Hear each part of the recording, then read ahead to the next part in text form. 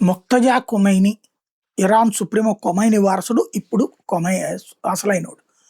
మనం గనక పాకిస్తాన్‌ని చితక్కొట్టి వదిలిపెట్టాం. వాళ్ళ ఎయిర్ బేసులు ధ్వంసం చేసాం, వాళ్ళ టెర్రరిస్ట్ స్థావరాలు ధ్వంసం చేసాం. వాళ్ళు మన మీదకి రాబోతే వాటిని దెబ్బతీసాం, వాళ్ళ అణు స్థావరాలే దెబ్బతీసాం. అంతా అయ్యాక మౌత్ పబ్లిసిటీలో ఏం ప్రచారం చేస్తుంది పాకిస్తాన్? మేమే కొట్టేసాం, 6 విమానాలు కొట్టేసాం, 10 విమానాలు కొట్టేసాం, భయపడిపోయింది అని చెప్పుకుంది. అవునవునని చెప్పేసి అటు మన దేశంలో ఉన్నటువంటి పక్షాలు కూడా మాట్లాడారు. సేమ్ ఇప్పుడు ఇరాన్. కాకపోతే అక్కడ ప్రతిపక్షాలు వాళ్ళ నాయకుడిని సమర్థించుకుంటాయి. అది అక్కడ విచిత్రం.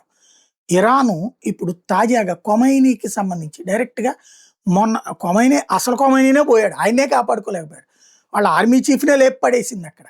కీలకమైన నాయకులు లేపేసింది. ఇప్పుడున్నటువంటి కొమైనీ కూడా ఆ రోజున గాయాలతో ఈ రోజు వరకు కోలుకోలేదు. అతను బయటికి రావట్లేదు. ఈవెన్ అతను ప్రమాణ స్వీకారం రోజున కూడా బయటికి రాలేదు. అతని కోసం విజయోత్సవాల రోజున కూడా బయటికి రాలేదు. అతని పేరుతో ఒక పేపర్ మీద స్టేట్మెంట్ ఇచ్చారు. ఇప్పుడు వాళ్ళ అధికారికమైనటువంటి నెట్‌లో ఒక ఏఐ వీడియోని ప్రొజెక్ట్ చేశారు.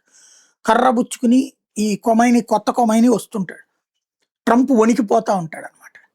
అమెరికాని వణికించేంత సీన్ ఇరాన్‌కి లేదు. ఇరాన్ ఇంకో 100 ఏళ్ళు పడతదేమో అమెరికాని కనీసం భయపెట్టడానికి. ఈ రోజు వరకు ఒక్కటంటే ఒక్క మిస్సైల్ అమెరికా మీదకి ఎయలేకపోయింది. కాకపోతే ఇక్కడ మనకి అంతన్నాడు ఇంతన్నాడు గంగరాజు పాట టైప్‌లో ఎలివేషన్స్ తనకి తాను ఇచ్చుకుంటోంది. ఇక్కడ కూర్చొని చప్పట్లు కొట్టేవాళ్ళు కూడా ఉన్నారు.